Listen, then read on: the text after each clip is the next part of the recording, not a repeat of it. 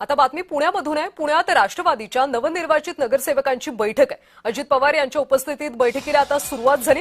पुणे मनपासाठी गटनेत्याची निवड होण्याची शक्यता आहे। राष्ट्रवादी शरद पवार गटाचे नगरसेवक बारामतीतल्या हॉस्टेलमध्ये दाखल झाले। पुणे महापालिका निवडणुकीमध्ये राष्ट्रवादीने 27 तर शरद पवारांच्या राष्ट्रवादीने 3 जागा जिंकल्या।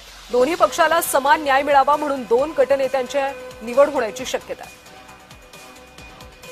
अधिकचे अपडेट्स घेऊयात आमचे प्रतिनिधी रोहन कदम यांच्याकडून।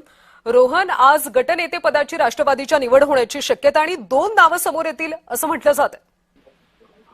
कल्याणी, खरं तर अजित पवारांनी पहिल्यांदाच ह्या निवडणुका झाल्यानंतर या नगरसेवकांना जे आहे ते भेटायला बोलवलेलं पाहायला मिळते। कालपासून अनेक नगरसेवक येत होते, परंतु अजित पवारांनी आजच्या दिवशी बैठक ठेवल्यामुळे त्याच वेळी जे आहे ते सगळ्यांचं अभिनंदन अजित पवारांनी करायचं ठरवलेलं पाहायला मिळते। अगदी काही मिनिटांपूर्वी या संपूर्ण बैठकीला सुरुवात झालेली आहे आणि आगामी काळामध्ये विरोधी पक्ष स्ट्रॉंग असला पाहिजे महापालिकेमध्ये, कारण अजित पवारांना जी इच्छा होती की साधारण 70 जागांपर्यंत जातील, परंतु तसं झालेलं नाहीये। दोन्ही राष्ट्रवादी मिळून केवळ 27 आणि 3 असे 30च नगरसेवक जे आहेत निवडून आणण्यामध्ये अजित पवार यशस्वी ठरलेले आहेत। परंतु जी काही संख्या आहे त्या संख्येला त्या लोकांना जे आहे ते आगामी काळामध्ये महापालिकेमध्ये काम करताना कानमंत्र जो आहे तो अजित पवारांकडून दिला जाऊ शकतो।